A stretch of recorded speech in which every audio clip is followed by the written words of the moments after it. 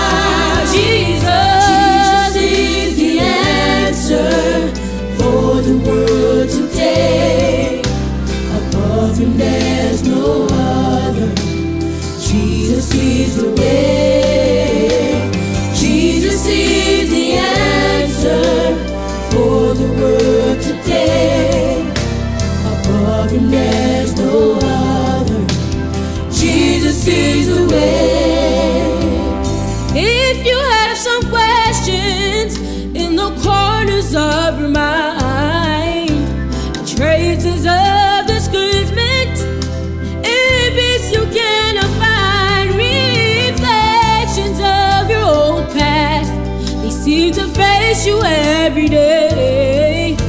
But one thing I know for sure, Jesus is the way. Jésus est la réponse au monde aujourd'hui. Il est le chemin, la vérité, la vie. Jésus est la réponse au monde aujourd'hui.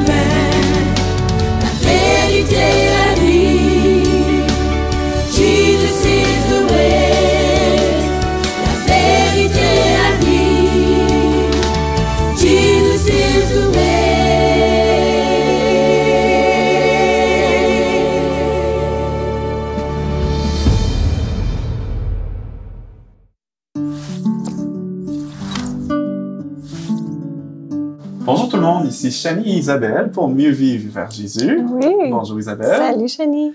Isabelle, je réfléchissais à mon expérience avec la dépression, parce que comme tu le sais, j'en ai vécu 2 par le passé. Et à la deuxième fois, je suis allé chercher de l'aide au programme Surmonter l'anxiété et la dépression du Dr Nedley. Et j'ai remarqué au fil de la progression que je participais, que j'apprenais les outils, que je les utilisais, ben, ma condition s'améliorait. Donc, je me sentais mieux. Donc, c'est en soi quelque chose d'extraordinaire, mais j'ai remarqué une autre chose également.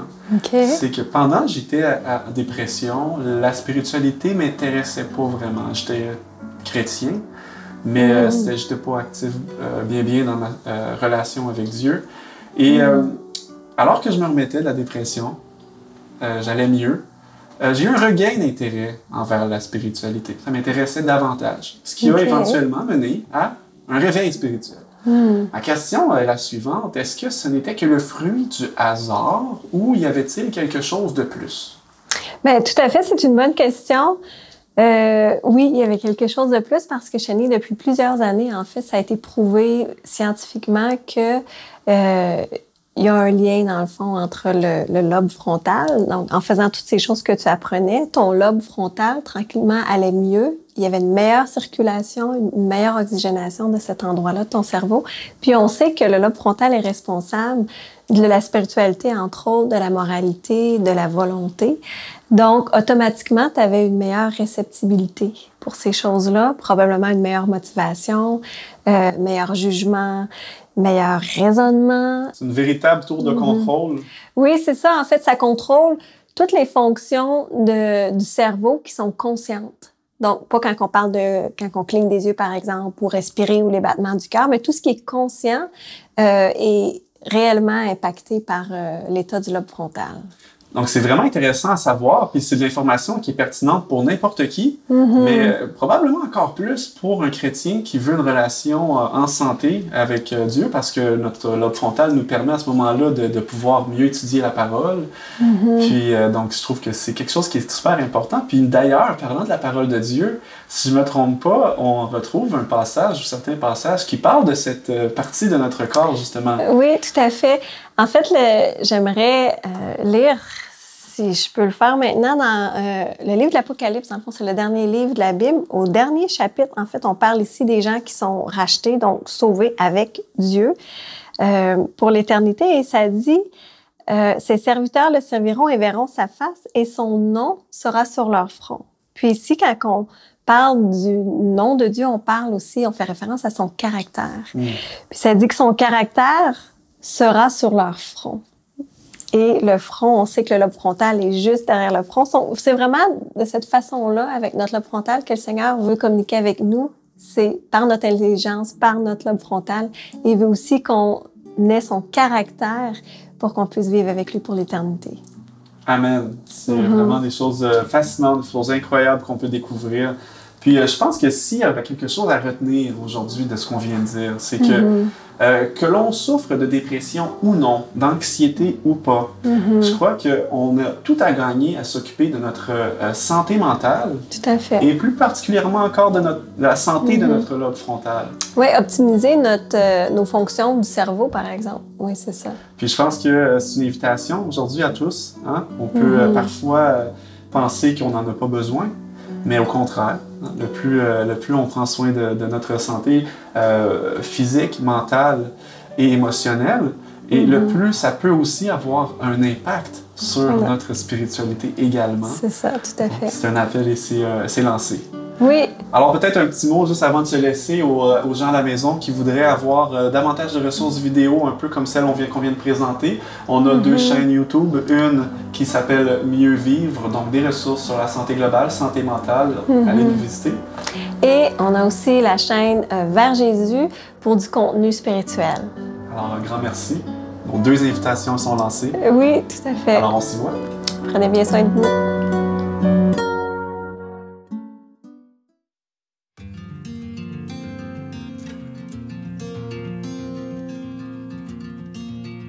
Bonjour, je m'appelle Chantal, je suis de la région de Montréal. Avant, j'étais croyante, mais de façon éloignée. Je savais que Jésus était là, mais souvent dans ma vie, j'étais trop occupée.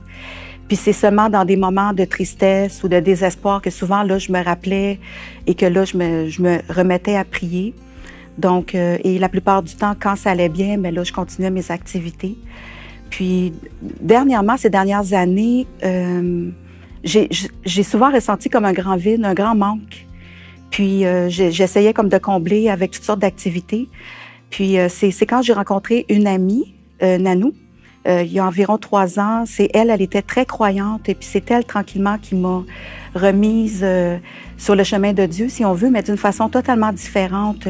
Donc je me suis mise à étudier la Bible avec elle, puis tranquillement, j'ai comme redécouvert Dieu, j'ai redécouvert ma foi d'une autre façon. Puis je gardais ça dans mon cœur. C'est aussi à cette époque-là que j'ai accepté Jésus dans mon cœur pour la première fois. Puis je suis ensuite déménagée, j'ai changé de quartier et on restait en contact avec Nanou, mais plus que j'avançais dans l'étude, plus que je découvrais Dieu, que je découvrais Jésus, puis des choses extraordinaires, plus que j'avais des questions qui avaient besoin d'être répondues par quelqu'un peut-être qui a plus de connaissances. Fait que là, j'ai commencé à penser peut-être à fréquenter une église. Puis, à un moment donné, pendant l'été 2018, dans la poche, j'ai découvert une petite carte que c'était une invitation à une conférence, La seule vraie source de joie. Fait que moi, ça m'a tout de suite intriguée. J'ai regardé, j'ai vu que c'était l'église près de chez moi. Puis c'était les Adventistes du 7e jour. J'avoue que je ne connaissais pas. Ça m'a vraiment conquise, donc j'y suis allée presque tous les soirs. Et j'ai comme créé une relation. Là-bas, j'ai commencé à aller à leur culte les samedis. J'ai commencé une étude biblique avec le pasteur Youth. Et vraiment, je me suis vraiment approfondie avec Dieu. Ma relation s'est vraiment approfondie. Et même en 2020, quand il y a eu la COVID qui est arrivée, au lieu d'être défaite et d'être démolie, si on veut, au contraire, moi, ma foi, elle s'est solidifiée encore plus. J'ai continué mes études sur les plateformes numériques. On avait la chance de pouvoir suivre les cultes. Donc, ma foi, elle a vraiment grandi encore plus, même dans une période difficile comme ça. Et à un moment donné, un samedi, lors d'un partage, il y a un déclic qui s'est fait en moi et j'ai décidé que j'étais prête et que j'allais me faire baptiser. Fait que là, maintenant, à toutes les semaines, avec le pasteur Youth, je me prépare pour le baptême. Maintenant, tous les jours, même plusieurs fois par jour, je prie. Je suis vraiment en relation avec Dieu. La Bible, j'en ai jamais assez. Je veux tout le temps en savoir plus. Et sincèrement, à un moment donné, en faisant mon bilan de l'année 2020, j'ai réussi à accumuler au moins 25 gratitudes que je pourrais donner, que j'ai eues dans cette année-là, qui pourtant a été difficile. Et ces 25 gratitudes-là, je me rappelle que c'est souvent avec la prière. Puis maintenant, j'ai vraiment l'espérance. Et quand vraiment ça va mal, je me rappelle qu'il y a des belles promesses que Dieu nous a faites. Puis c'est vraiment ça qui me permet. Et maintenant, je sais que je suis plus seule parce qu'il y a Dieu, il y a Jésus, il y a l'Esprit Saint, mais il y a maintenant mes frères, mes sœurs.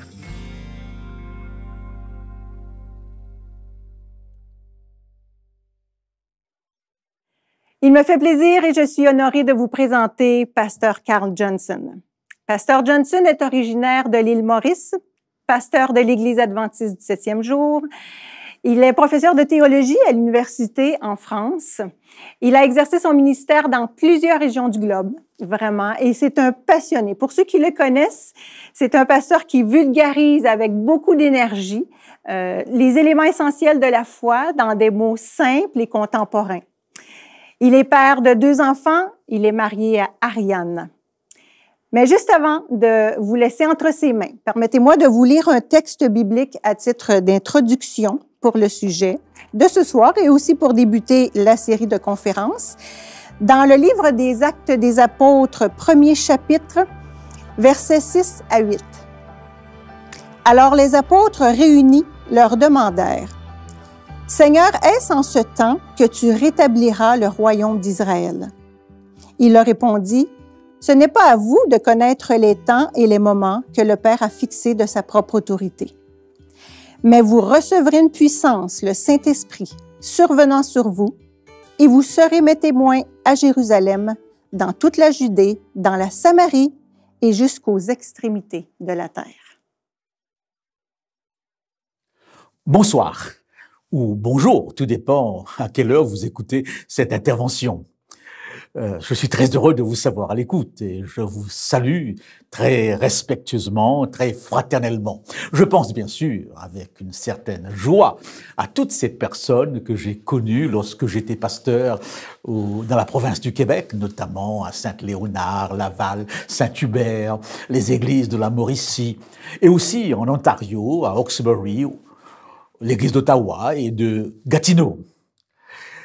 Lorsqu'on me demande d'intervenir pour un séminaire ou pour une conférence, la première question qui me vient à l'esprit est la question de mon public, à qui je m'adresse.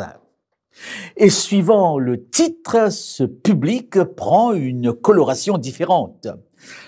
Le sujet qu'on m'a imposé, qu'on m'a demandé de traiter, a pour titre « Jésus est la réponse ». C'est une affirmation, c'est un sujet pour croyants.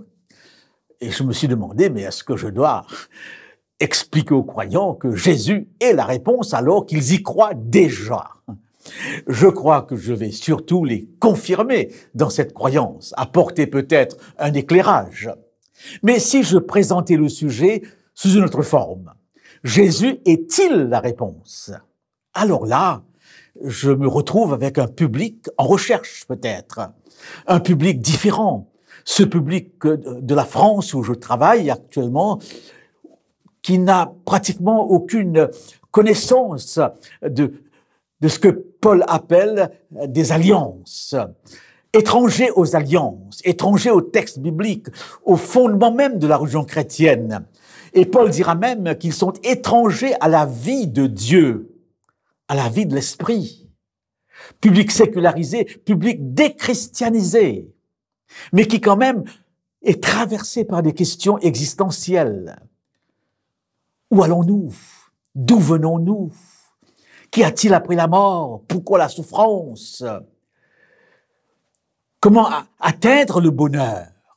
Eh bien, je voudrais, pendant cet exposé, parler bien sûr à ce public chrétien, s'il est là, je l'espère, et aussi ce public en recherche, qui, j'espère, se trouve aussi à l'écoute.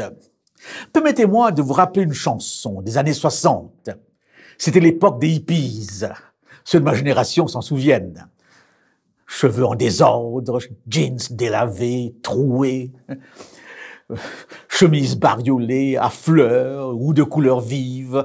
C'était des jeunes Américains ou Européens qui partaient vers Katmandou au Népal ou dans certaines provinces de l'Inde, chercher auprès des gourous à barbe blanche, dans la méditation, la contemplation et la drogue, un autre monde. Eh bien, cette chanson caractérise cette recherche, ce questionnement sur l'éventualité d'un autre monde. À travers les méandres de l'esprit, nous errons et trébuchons, nous pataugeons dans le labyrinthe des nuits sans étoiles et des journées sans soleil, espérant découvrir un indice, trouver le chemin qui conduit à la vérité. Mais qui répondra? Où se trouve notre espérance? Dans les étoiles, en nous-mêmes, qui répondra? La chanson ne dit pas qui a la réponse. Quelle est la réponse? Mais qui répondra? Nous cherchons tous quelqu'un qui pourrait être un leader, un chef d'État, qui incarne la réponse à nos questions, dont la vie et ce qu'il dit incarnent la même chose. Qui répondra? Quels sont les lieux de connaissance? Où pouvons-nous puiser nos renseignements? Avons-nous des sources pour répondre à nos questions?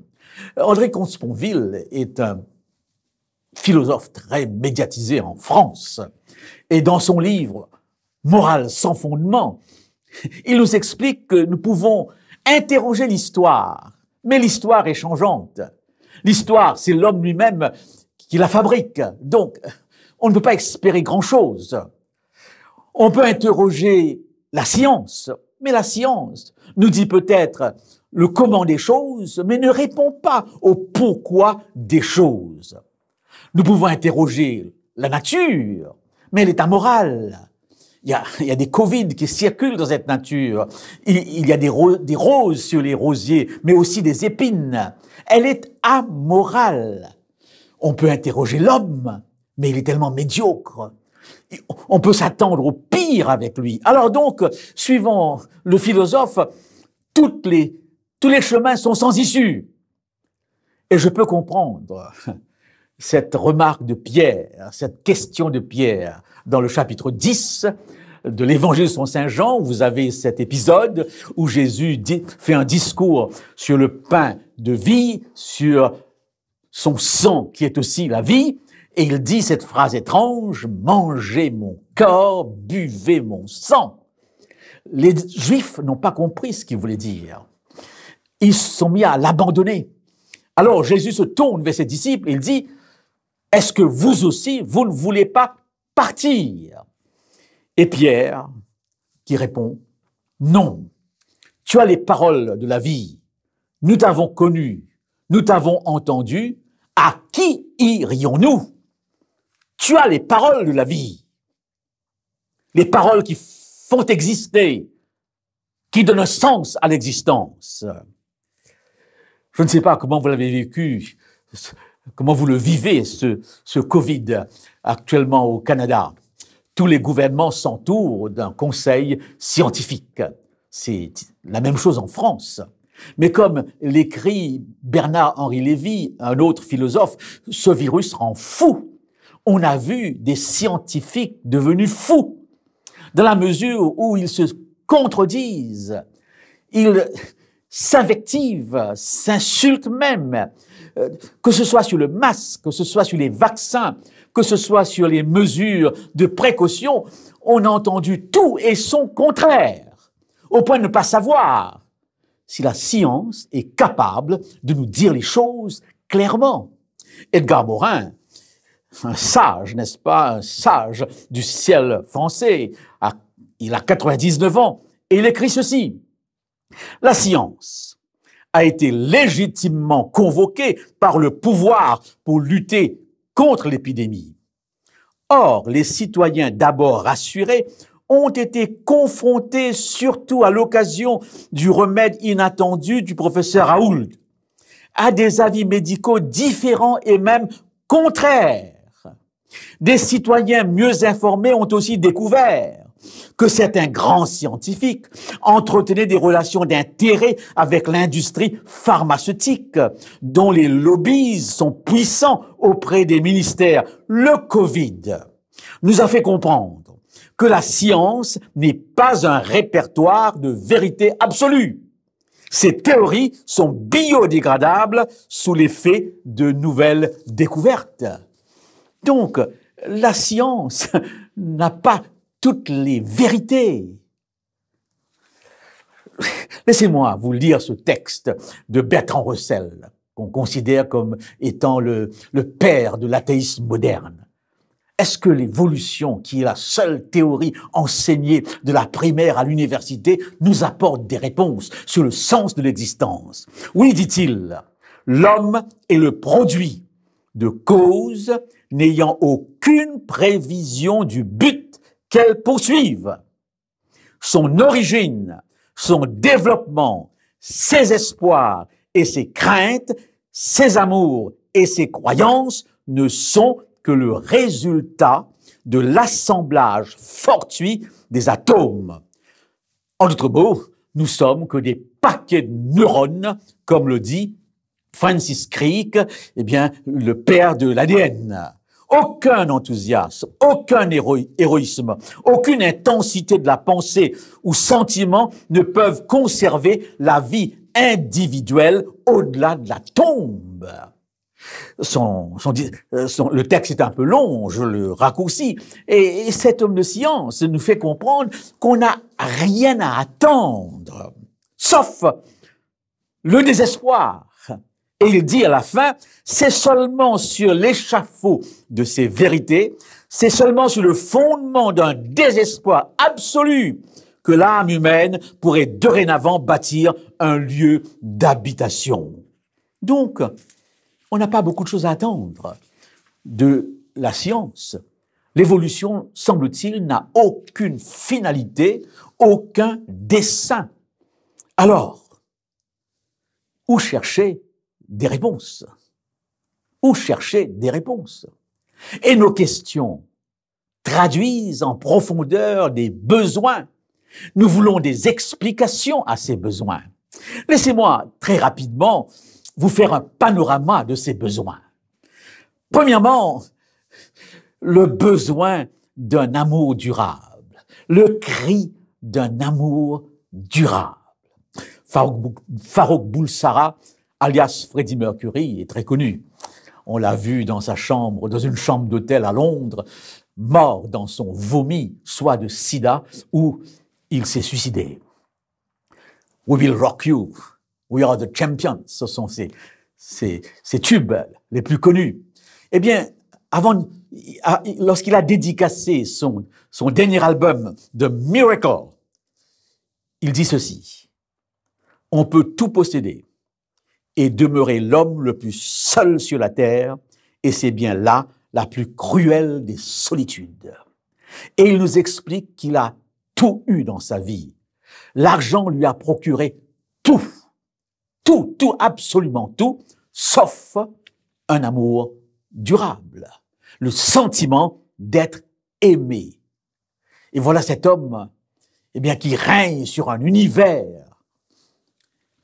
d'argent, de possession, et qui finalement met fin à ses jours. Je pense à cette femme de 45 ans qui tout à coup apprend qu'elle n'a pas été souhaitée par ses parents, qu'elle est un enfant finalement qui est arrivé comme cela. En apprenant cela, le soir même, elle s'est suicidée. Besoin non pas seulement de savoir qu'on est aimé, mais de savoir qu'on est aimé avant même de naître. Besoin de l'amour durable. Besoin du sentiment d'éternité. Oui, au Québec comme au Canada, en tant que pasteur, en tant que prêtre, on peut faire des mariages officiellement. Et j'entends encore cet homme qui me téléphone très tard dans la nuit. Monsieur le pasteur, est-ce que vous pourriez me marier? Et lorsque je veux savoir pourquoi veut-il se marier avec autant d'empressement en me téléphonant si tard, il me fait comprendre que ça presse, parce que son ami se meurt d'un cancer. Et il ne sait même pas s'il pourra l'épouser à temps. Alors lui dis-je, mais pourquoi voulez-vous vous marier dans ces conditions-là? Et il me répond, parce que je voudrais lui prouver que je l'aime pour l'éternité. D'où vient chez l'homme ce désir d'éternité? Ce désir qui va au-delà de la tombe. Ces souvenirs qui sont toujours au fond de nous-mêmes, de l'être qui est disparu, qu'on voudrait tous, tôt ou tard, revoir. Soif d'éternité. Soif de pardon. Demander et accorder. On ne peut pas se pardonner tout seul. Ça, c'est la psychologie pop. Le sentiment de culpabilité est au cœur de la nature humaine. Il a besoin de quelqu'un d'autre pour le pardonner. Soif de justice, que de questions par rapport à la justice. Black Lives Matter. Ce cri a retenti dans l'humanité tout entière. C'est le cri que justice soit faite. Que l'individu ne soit pas jugé sur la couleur de sa peau, sur son statut social, son statut économique, que sais-je. Justice, soif de vérité. Soif de vérité. Parfois, j'entends les gens dire à chacun sa vérité. Non, c'est complètement faux. Il y a une vérité absolue. Et d'ailleurs, nous sommes prêts à payer des sommes folles dans un procès pour pouvoir savoir la vérité. Nous sommes prêts à retrouver les plus petits indices capable de nous dire la vérité sur quelqu'un qui est mort, un membre de la famille ou un événement de notre vie. Soif de liberté. Liberté, soif de liberté. Dans cette période de Covid, nous voyons parfois dans certains pays des manifestations qui débouchent sur la violence parce que les gens en ont marre de ce confinement. Ils se sentent tellement enfermés et ils ont l'impression que leur liberté est atteinte. Soif d'un contact avec l'au-delà. Allez dans n'importe quelle librairie. Vous serez étonné du nombre d'ouvrages qui traitent des extraterrestres, de la parapsychologie, de la paranormale. Le nombre de gens, qui consultent chaque jour leur astrologie. Tout cela démontre qu'il y a au fond du cœur humain le désir d'un contact avec l'au-delà, avec une transcendance. Soif d'un monde meilleur. Un monde sans Covid. Un monde sans Covid. Oui, d'un monde meilleur. Chaque 3 ans, chaque 5 ans, dans tous les pays du monde, on vote un parti. Et on pense que ce parti va nous amener à un monde meilleur. Que ce parti va changer les choses. Il y a une aspiration au fond de nous-mêmes pour un monde meilleur. Je pense à ce poète Sully Prudhomme qui disait « Je traîne au fond de moi-même l'incurable envie d'un paradis lointain. » Victor Hugo, l'homme respire, aspire et expire. Alors, chers amis, nous arrivons maintenant à ce qui me semble être la question importante. Jésus a-t-il une réponse à toutes ces questions? Puisque la science ne nous aide pas, et puisque la nature, l'homme, l'histoire ne peuvent pas nous apporter des réponses, comme disait, Sponville, avons-nous une autre source capable de nous répondre? Et là, je vous propose Jésus. Oui, Jésus. Quelqu'un aurait dit, ensemble, toutes les armées du monde, tous les navires qui ont sillonné les mers, tous les parlements qui ont siégé, tous les rois qui ont régné n'ont pas affecté le monde autant que lui. On pourrait se demander dans quel type de monde serions-nous si le Christ n'avait pas existé. Alors, essayons ensemble de relever pendant quelques minutes les traces de sa présence dans l'histoire et même dans notre histoire. Je pense en premier lieu à son message. Il n'a écrit aucun livre et sa biographie existe en 4 versions et traduite en 2000 langues. Nous avons environ 10 000 manuscrits au sujet de ce qu'il a dit. Il est le personnage de l'Antiquité sur lequel on a le plus de témoignages écrits.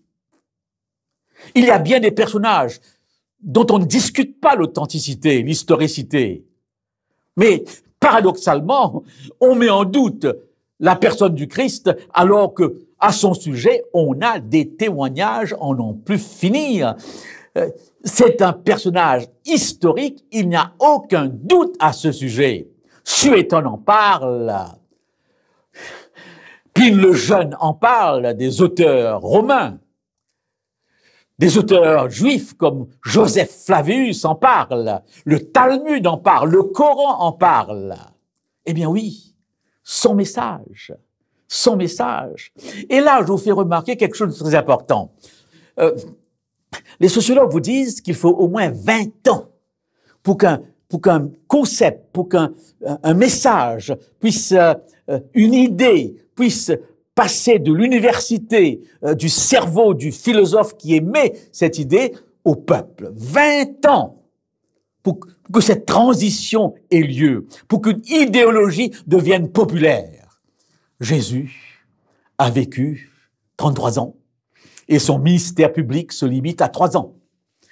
Et après 3 ans de message, il a transformé le monde dans son message. On va le découvrir au fur et à mesure. Je pense à quelque chose d'impressionnant, d'extraordinaire. Il y a toujours eu des messies en Israël. Et quand Jésus était là, vous aviez un Barabbas, un Judas, un Égyptien, un Bar-Shoba, qui étaient des hommes extrêmement influents, des hommes de grande renommée, qui avaient tout un réseau de puissance. Personne ne parle de ces gens. Ils ont disparu. Jésus, le plus pauvre, le moins renommé, qui n'avait ni beauté pour attirer nos regards. Jésus est le personnage de l'histoire le plus grand qui ait jamais existé. Et il a dit quelque chose de bouleversant dans le contexte du judaïsme de l'époque. Il s'est présenté comme le Fils de Dieu, comme Dieu lui-même, ce qui est un blasphème, un sacrilège pour les Juifs. On pourrait se demander, mais comment ce message de l'homme-Dieu, du Dieu incarné, a pu faire de la religion chrétienne la première religion du monde? Eh bien oui. Qui était-il, finalement? Il était un des nôtres. Physiquement, émotionnellement, psychologiquement, intellectuellement, il nous appartient. C'est notre frère. Une lecture des évangiles vous démontre combien il pouvait s'identifier à nous. Mais parallèlement, il est différent. Il est différent, il est unique. Unique dans sa conception, unique dans sa naissance. Il est né d'une vierge. Sa vie est unique. On ne pouvait pas voir dans cette vie une faille. Qui me convaincra de péché, dira-t-il. Et Pilate dira, voici l'homme, l'homme absolu, l'homme parfait, l'homme idéal, chez qui l'envers et l'endroit se ressemblent, chez qui il n'y a pas de fracture, de fissure. Sa vie est révolutionnaire. Révolutionnaire dans ses relations de l'époque. Il fréquentait les petites gens, il fréquentait les gens qu'on rejetait. Il était révolutionnaire dans la mesure où il n'avait pas peur de s'attaquer aux traditions religieuses et à bouleverser les comportements au point de risquer sa mort. Sa vie était révolutionnaire parce que c'était une vie de vérité. Comme le chante Guy Béard, le jeune homme a dit la vérité, il sera exécuté. Et il sera exécuté. Il va mourir comme un vil, comme un individu maudit. Il ne va pas mourir d'accident ou de maladie. Il sera exécuté. Un peu plus tard, Gandhi suivra le même chemin, ainsi que Martin Luther King. À chaque fois que dans ce monde, quelqu'un est venu défendre les petits et démontrer qu'il n'y a pas de différence raciale entre les hommes et les femmes, il a été exécuté. Bon, il y a quelques aspects de cette vie unique que nous appréhendons par la foi, et là, tout à chacun est libre de croire ou non. Sa résurrection est unique, son ascension est unique, et bien sûr que son retour sera quelque chose d'unique. Disons deux mots sur sa résurrection, parce que nous n'avons pas le temps de voir chaque aspect. Je me souviens, quand j'étais au Québec, qu'à un moment, à Saint-Georges-de-Beauce, on parlait d'une vierge qui saignait. Bien sûr, pour la piété populaire catholique, très souvent, de tels incidents attirent des foules. L'Église n'approuve pas ce genre d'histoire. Et voilà qu'après un certain temps, la police a émis un avertissement. Parce qu'on peut, manipuler ces choses. Et la police a fait savoir que si on découvre celui qui est la source de cette manipulation, il sera sanctionné par une forte amende et même par la prison. Et bien sûr, quelques heures après, l'homme qui avait manipulé cette affaire s'est dénoncé, bien, avec intelligence, qui accepte d'être mis à mort, d'être emprisonné pour une légende qu'il a lui-même fabriquée. Comment expliquez-vous que les disciples qui se cachaient le vendredi soir et le samedi soir de peur d'être lynchés comment expliquez-vous qu'ils sont devenus des héros? Des héros, qu'ils sont devenus les fondateurs de la plus grande religion du monde et qu'ils sont allés jusqu'au martyre. Si vous me dites quelle preuve que j'ai pour la résurrection, je vous dirai tout de suite, très honnêtement, qu'en dehors du texte biblique, nous n'en avons pas. Mais ce témoignage de la résurrection par les apôtres, alors qu'ils n'y croyaient même pas à la résurrection, et le fait qu'ils vont même mourir avec des centaines et des centaines d'autres à cause de cette résurrection, pour ce message de la résurrection, est une preuve très forte. Est-ce qu'ils seraient morts pour une légende qu'ils auraient invitée? Je voudrais, chers amis, qui m'écoutez et qui appartenaient à cette catégorie de personnes sceptiques, que je comprends bien, aller encore plus loin. Je vous ai montré les traces de Jésus dans l'histoire. Voyons maintenant votre histoire. Je me souviens, il y a quelques années de cela, ma belle-fille nous visitait pour la première fois. C'est une Américaine, et nous lui avons demandé, mais qu'est-ce que tu voudrais visiter à Paris, en France? Et elle a répondu qu'elle voudrait aller dans un de ces cimetières américains où vous avez des monuments, des tombeaux en grand nombre, et sur ces monuments, vous avez le nom de tous ces Américains qui sont morts lors du conflit contre Hitler, contre les Allemands. Eh bien, elle a un oncle qui est mort ici en France. On y est allé. Et à son retour, elle était d'une excitation particulière. Elle téléphonait à ses parents pour dire « Oui, j'ai vu son nom. C'était bien lui. » Son histoire prenait une dimension particulière, une véracité particulière, parce que le nom de son oncle était là, bien inscrit sur ce monument. Il y a quelques mois de cela, je recevais une lettre d'une personne que je connaissais pas, un email. Elle me disait « Je suis une de vos cousines. » Elle travaille sur sa généalogie actuellement et il semble que je suis dans cette généalogie. J'étais heureux de l'apprendre et lorsque je l'ai vue, j'ai cherché sur son visage des traits de famille. Nous sommes contents de savoir qui forme partie de notre histoire. Eh bien, prenez conscience que vous ne pouvez pas faire votre histoire sans une allusion à Jésus-Christ. Il est au cœur de votre histoire. Votre histoire prend sens grâce à lui. Comment, me diriez-vous? Eh bien oui.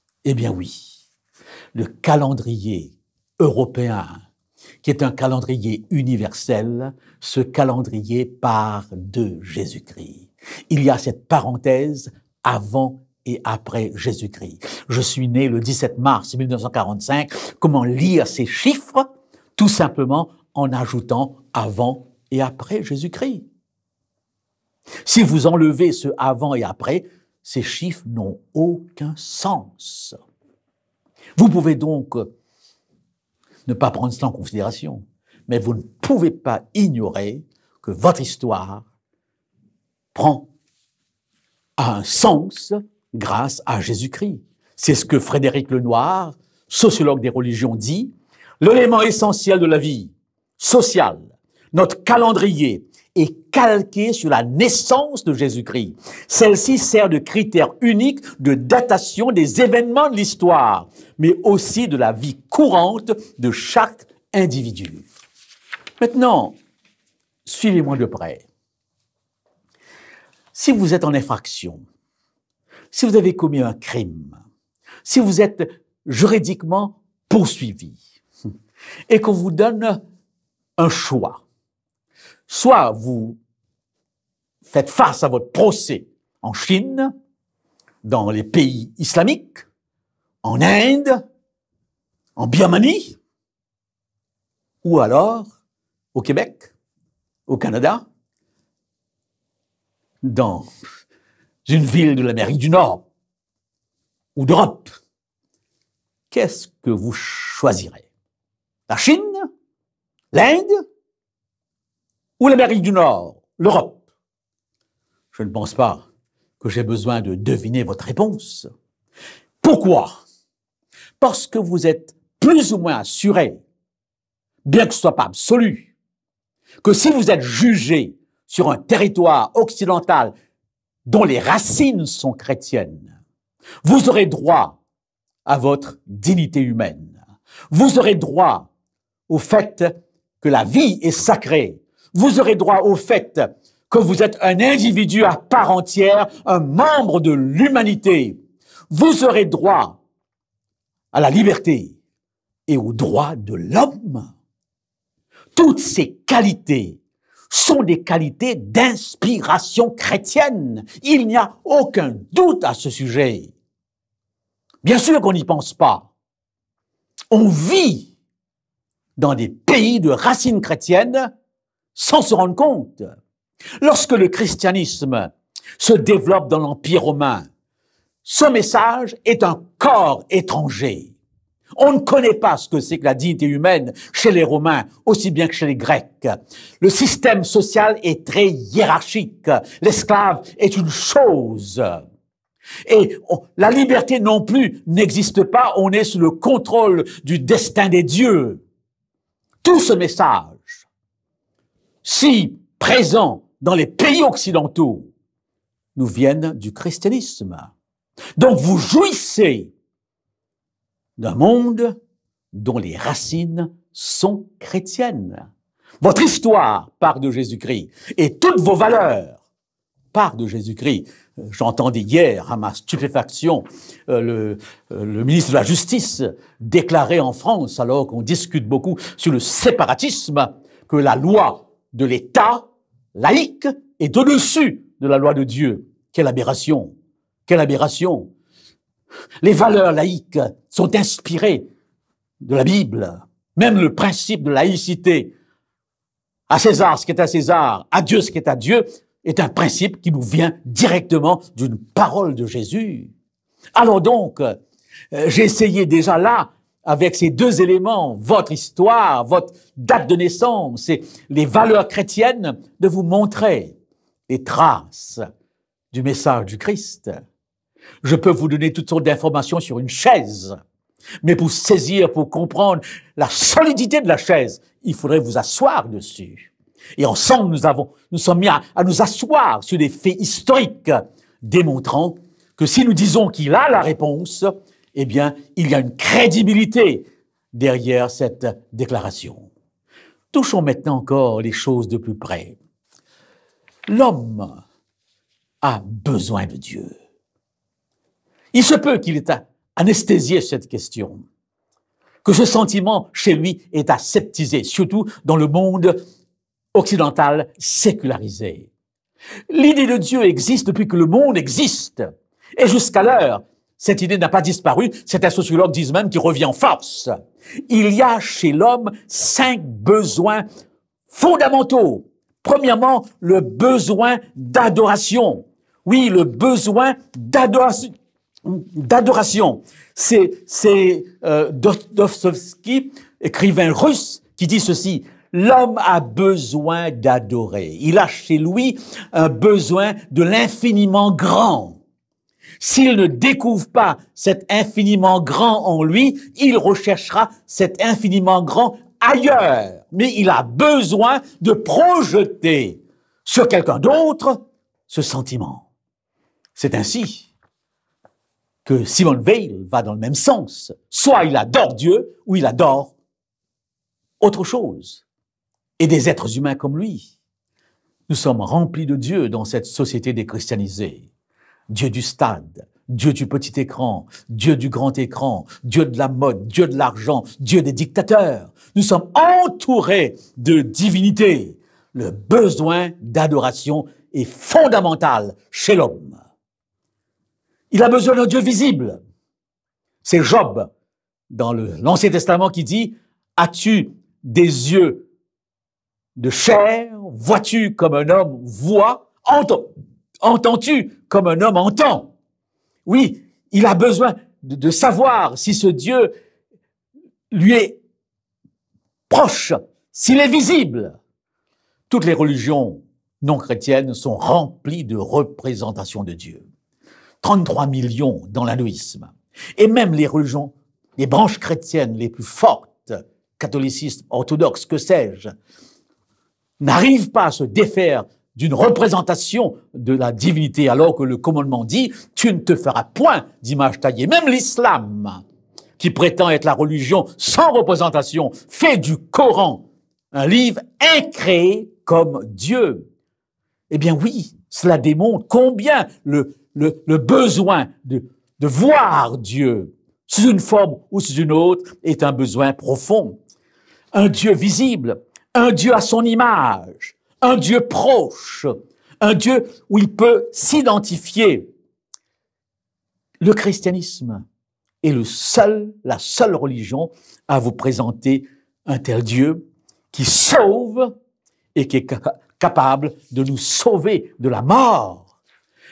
Jésus dit, celui qui m'a vu a vu le Père. Oui, celui qui m'a vu a vu le Père. Il était l'empreinte même de Dieu. Il est Dieu avec nous. C'est son message le plus spécifique. Sa révélation de Dieu est unique.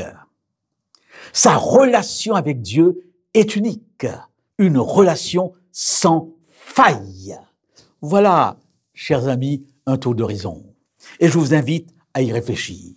Et j'aborde la dernière partie de ma présentation et je voudrais m'adresser peut-être cette fois-ci un peu directement à tous ces chrétiens, adventistes ou autres, qui savent, qui croient que Jésus est la réponse. L'aboutissement de la révélation de Jésus-Christ, c'est son retour. C'est lui qui disait, avant de partir, que votre cœur ne se trouble point, croyez en Dieu et croyez en moi. Il y a plusieurs demeures dans la maison de mon Père. Si cela n'était pas, je vous l'aurais dit, je vais vous préparer une place. Et lorsque je m'en serai allé et que je vous aurai préparé une place, je reviendrai, je vous prendrai avec moi. L'Apocalypse est une révélation de Jésus-Christ. Et déjà dans le chapitre 1, il est question de Jésus qui revient en majesté et en gloire, où il est dit « tout œil le verra ». Et dans un autre chapitre, il est dit, eh bien, qu'il vient sur un cheval blanc, non plus comme un bébé fragile, mais comme le roi des rois. Et ce livre, qui n'est pas si énigmatique qu'on le pense, se termine par cette phrase, Amen, viens, Seigneur Jésus. Eh bien oui, que votre cœur ne se trouble point. C'est dans le calme et la confiance, nous dit Ésaïe, que sera votre force. Je voudrais souligner ici que la venue de Jésus-Christ est au cœur du message adventiste. Et l'adventiste accorde aussi des temps de ce retour une attention particulière. L'adventiste a même un scénario de la fin du monde, de la fin des temps avant que le Christ revienne. Et je voudrais rappeler que de tout temps, il y a eu une sorte de fièvre apocalyptique lorsqu'on parle du retour de Jésus-Christ. Et la question est essentielle. Comment attendre ce retour? Les signes des temps, nous devons y faire attention. Et le Covid est un signe des temps. Mais il ne faudrait pas oublier, chers amis, que lorsque Jésus dit « Quand vous verrez ces choses, sachez que je ne suis pas encore à la porte ». Il y a les signes des temps et le signe des temps. Le signe des temps, c'est la personne de Jésus lui-même. C'est pour cette raison, je voudrais attirer votre attention sur le fait du danger, d'une attente un petit peu trop exaltante, trop obsessionnelle, trop excitée de ce retour, dans des comportements qui me semblent aberrants, des comportements maladifs. Faites attention. On m'a demandé de dire quelques mots à ce sujet.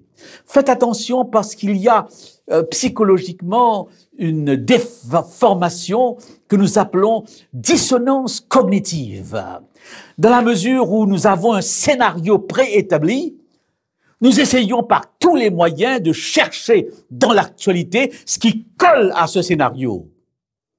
Même quand les évidences nous semblent dire le contraire, nous nous attachons à notre scénario au point d'interpréter maladroitement les événements et d'avoir même un comportement sectaire, très sectaire.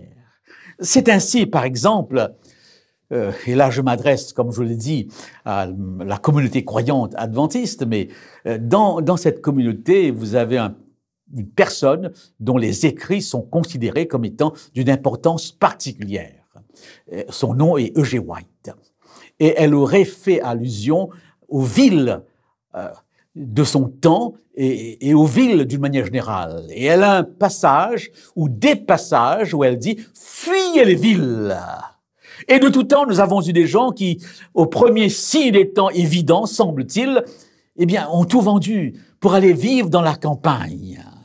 Je voudrais dire 2 mots à ce sujet, puisqu'on m'en a demandé. Et il y aurait, semble-t-il, des minorités qui actuellement s'enfuient des villes. Qu'est-ce qu'elle dit? On a une compilation de ces textes sur la question. Qu'est-ce qu'elle dit en réalité? Eh bien oui, j'ai relu et lu ces textes. Ces écrits datent de 100 ans. Ces écrits parlent des villes comme étant des lieux de perdition, des lieux de pollution. Et elle annonce des jugements sur ces villes. Et elle demande aux parents, pour sauvegarder la foi de leurs enfants, d'avoir des écoles à la campagne, d'avoir un petit lopin de terre à la campagne. Eh bien oui, elle dit même que l'Église devrait avoir toutes ces institutions à la campagne. Et elle dit que les membres ne devraient pas s'agglutiner autour de ces institutions et d'en faire des petits Jérusalem. Mais elle dit aussi qu'il y aura des syndicats aux forces contraires à la loi de Dieu. Donc elle parle de beaucoup de choses, du travail à la campagne. Et elle dit, en même temps, parallèlement, qu'il faudra aussi aller dans les villes pour continuer le travail de l'évangélisation. Si certains doivent aller dans la campagne, d'autres devraient aller dans les villes parce qu'il y a une œuvre à achever. Et finalement, elle dit ceci, comme les Juifs ont senti à quel moment il fallait quitter la ville de Jérusalem et fuir, de même, il y aura un signe qui permettra aux uns et aux autres de savoir quand quitter les villes, et ce signe, c'est l'établissement de la loi du dimanche. Dans le scénario apocalyptique, selon l'interprétation adventiste, un temps viendra où la question du 4e commandement sera un test de loyauté. Eh bien, chers amis, attention, il n'y a actuellement aucun signe que cette éventualité est à la porte. Aucun. Ne forçons pas les choses. Même au Canada, depuis plus d'une vingtaine d'années, la loi du dimanche est complètement désacralisée. Et pendant toute cette semaine, le ministre de la Justice, dans le débat sur le séparatisme entre l'Église et l'État, a répété plusieurs fois, jamais la loi de l'État sera en dessous de la loi de Dieu. C'est la loi de l'État qui prévaut par rapport à la loi de Dieu. Donc nous sommes bien loin de l'établissement d'une loi religieuse. Et quand elle parle d'il y a 100 ans de cette éventualité d'une montée du système papal, je voudrais vous faire remarquer que ce n'est qu'en 1965 que Paul VI visitera pour la première fois les États-Unis.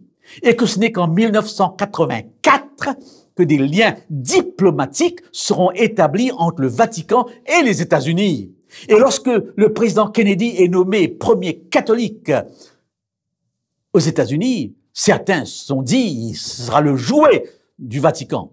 Complètement faux. Dans son premier discours, il a dit « Jamais l'État se soumettra à une loi religieuse. » Peut-être que ça viendra, quand je ne sais pas, mais ne crions pas au loup alors qu'il n'y a pas de loup. Soyons modérés, soyons quand même équilibrés.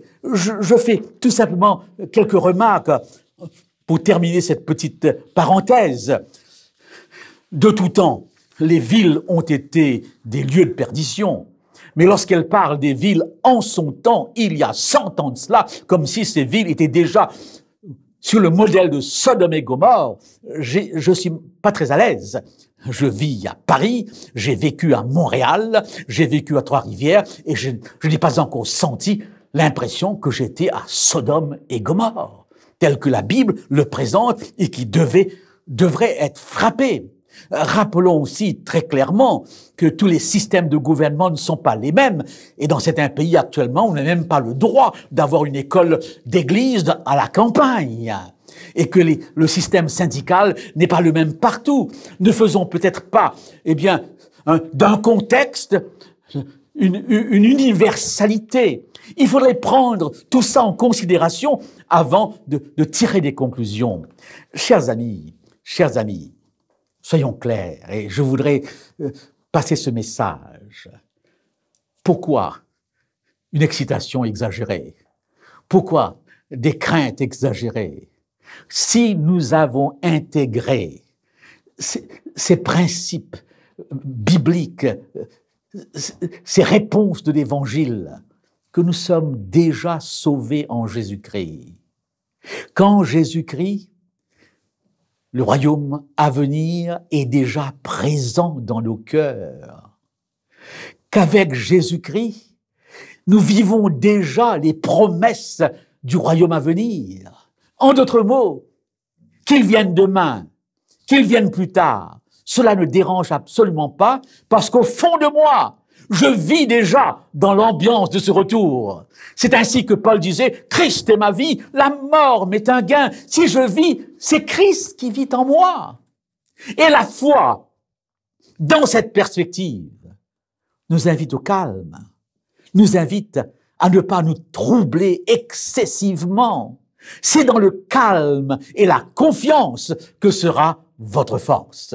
Alors, ce serait intéressant de savoir comment, attendre ce retour, oui, comment attendre ce retour. Je vous invite à lire attentivement les paraboles de Matthieu 25. Vous avez 5 paraboles qui mettent l'accent sur les faits suivants. Attendez ce retour. Soyez vigilants. Parabole du voleur. Pendant que vous attendez, soyez non pas oisifs, mais soyez travailleurs. Occupez-vous de la nourriture à donner aux autres. Parabole des talents. Continuez à fructifier vos talents. Pendant que vous attendez, veillez à ce que votre huile soit remplie, à ce que votre bouteille d'huile soit remplie. Le salut est individuel. Travaillez sur votre salut. Et surtout, en attendant, occupez-vous des autres, des malades, des orphelins, de ceux qui sont en souffrance. Voilà ce que l'Église devrait faire en période de crise. Chers amis, je suis conscient que ce Covid nous rappelle des choses, ou nous fait comprendre des choses. Et là, je cite de nouveau Edgar Morin. J'ai été surpris, dit-il. Edgar Morin a presque 100 ans. Donc, il a vu toutes les crises du siècle. Et il dit, j'ai été surpris par la pandémie. Mais dans ma vie, j'ai l'habitude de voir arriver l'inattendu. L'arrivée de Hitler a été inattendue pour tout le monde. Le pacte germano-soviétique était inattendu et incroyable. Le début de la guerre d'Algérie était inattendu. Je n'ai vécu que pour l'inattendu et l'habitude des crises. Nous voyons aujourd'hui s'installer les éléments d'un totalitarisme.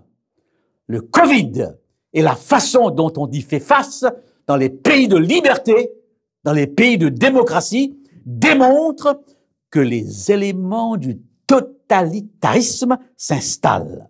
Celui-ci n'a plus rien à voir avec celui du siècle dernier. Mais nous avons tous les moyens de surveillance. Drones, téléphone portable, reconnaissance faciale. Il y a tous les moyens pour que surgisse un totalitarisme de surveillance. C'est ce que l'Apocalypse nous explique. Jésus nous a dit, je serai en retard. Il arrive souvent que ma femme soit impatiente lorsqu'on a invité quelqu'un à la maison et qu'elle dise, mais où sont-ils? Pourquoi n'arrive-t-il pas? Et je lui fais remarquer que lorsqu'ils t'ont demandé à quelle heure on doit venir, tu as répondu, quand vous voulez. Venez quand vous voulez.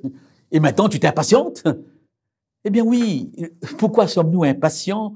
Sommes-nous troublés quand Jésus lui-même nous a dit qu'il sera en retard? Veillez donc, puisque vous ne savez pas quel jour votre Seigneur viendra. Mon maître tarde à venir, comme l'époux tardait, tout s'assoupir et s'endormir. Alors, que faudrait-il dire?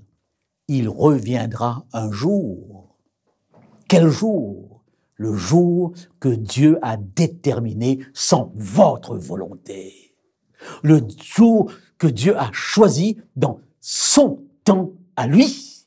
L'important pour nous, c'est d'être tout simplement prêt. Et je termine tout simplement par un événement des Actes des Apôtres. Au chapitre 11, un certain Agabus annonce une famine planétaire. Je dis bien planétaire. Cette famine a eu lieu sous le règne de l'empereur Claude. Cette famine est enregistrée historiquement. Que vont faire les disciples? Que vont faire les chrétiens de l'église d'Antioche en Syrie? Parmi eux se trouvent des gens qui ont entendu le discours de Jésus dans Matthieu 24. Personne ne dit « s'il est temps, Jésus revient, jugement sur le monde ». Il n'y a pas ce genre d'attitude. Au contraire, ils se posent les questions suivantes. Qu'est-ce qu'on peut faire? Comment pouvons-nous aider les personnes qui seront affectées par cette famine planétaire? Qui parmi les membres d'Église serait prêt à traverser des kilomètres pour faire du bien à tous ceux qui seraient touchés par cette famine? Voilà ce que nous devons faire en attendant qu'ils viennent. Frapper aux portes des prisons, visiter les malades, nous occuper des plus faibles, non pas nous enfermer dans des réunions de prière à l'infini. Non, continuer à nous occuper des autres dans la difficulté, dans la misère, parce qu'au fond de notre cœur, le royaume à venir est déjà là. Eh bien, que Dieu vous bénisse et que ceux qui n'ont pas beaucoup réfléchi à ces réponses de Jésus-Christ sur l'existence, les valeurs de l'existence, qu'ils puissent accorder du temps à ce que j'ai dit et qu'ils puissent retrouver dans leur propre histoire ce message du Christ qui résonne et qui retentit. On peut ne pas accorder du temps à tout cela. Métro, boulot, dodo, McDo. On vit au niveau de ses instincts les plus primaires. Bien que je pense qu'à de temps en temps, les questions existentielles, les pourquoi y reviennent. Je crois qu'il revient bientôt. Je crois. Et j'aime cette petite chanson que je fredonnais dans mon enfance. S'il revient demain, tant mieux. S'il revient après-demain, tant mieux. S'il revient encore plus tard, pas grave, je suis prêt à le recevoir. Merci. Bonjour à tous. Le chant que vous allez entendre a été inspiré du tremblement de terre qui a frappé Haïti en 2010. Un homme avait été sorti vivant des décombres, et quand les secours lui ont demandé « Comment se fait-il que tu sois encore en vie ?» il a répondu « Un homme en blanc est venu m'apporter de l'eau. C'est ce dont il avait besoin pour vivre. » Nous faisons face à une catastrophe à l'échelle mondiale. De quoi le monde a-t-il besoin pour vivre? Devenons la main de Dieu qui aide, la main de Dieu qui apporte de l'eau. Jésus est notre réponse à un monde qui souffre, mais nous sommes aussi la réponse de Jésus à ceux qui nous entourent. Que Dieu nous garde.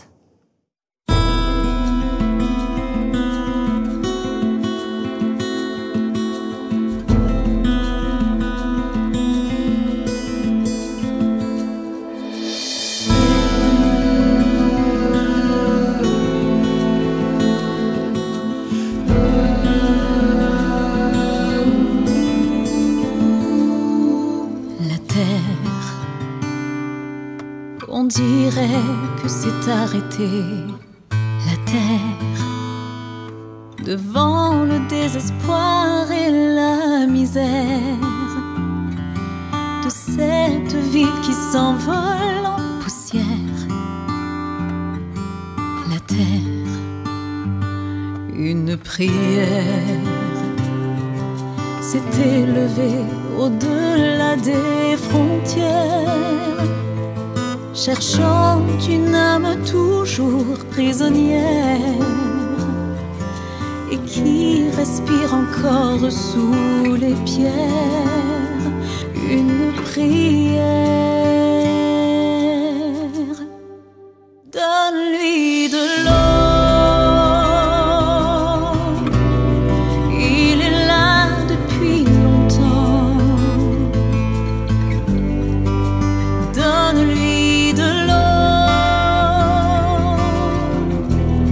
toi seul tu l'entends.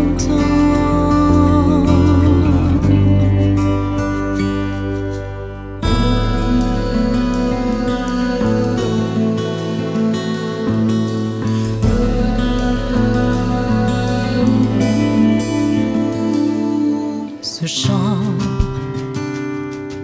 a traversé les monts, les océans, et l'on voyait un jour sur nos écrans un homme que l'on sortait du néant. Ce chant, mais comment as-tu survécu si longtemps, enfoui sous ton bazar, pauvre marchand? Et c'est là qu'il nous parle de l'homme en blanc.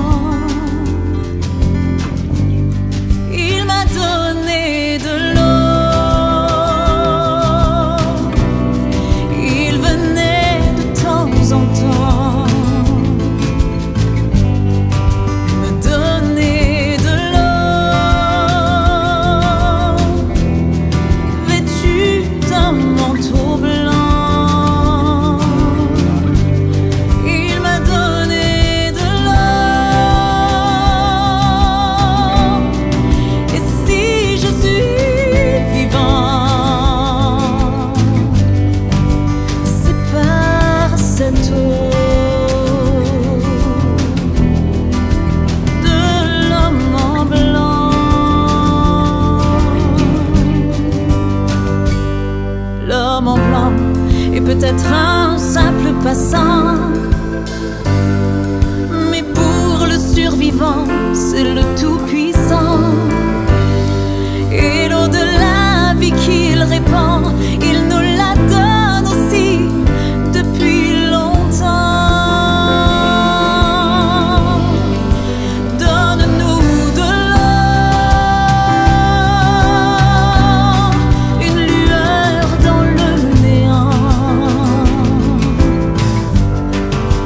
Donne-nous de l'eau, la paix dans le tourment. Donne-nous de l'eau, toi seul tu nous entends. Juste un peu d'eau, rends-nous vivants. Juste un peu d'eau.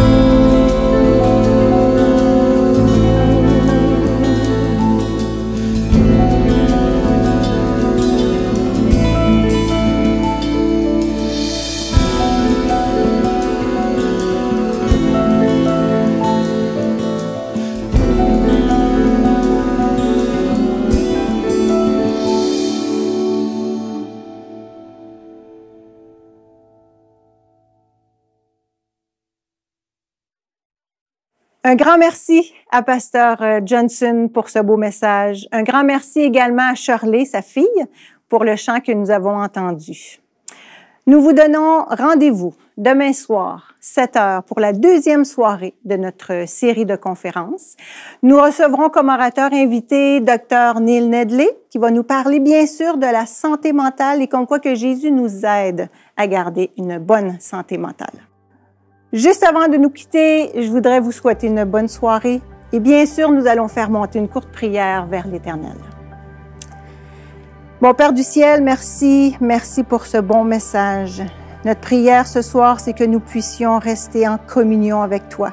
Nous puissions garder les yeux vers toi, Seigneur, toujours.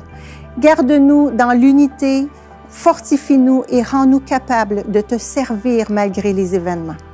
Donne-nous ton esprit, accorde-le-nous en abondance. C'est notre prière au nom de Jésus.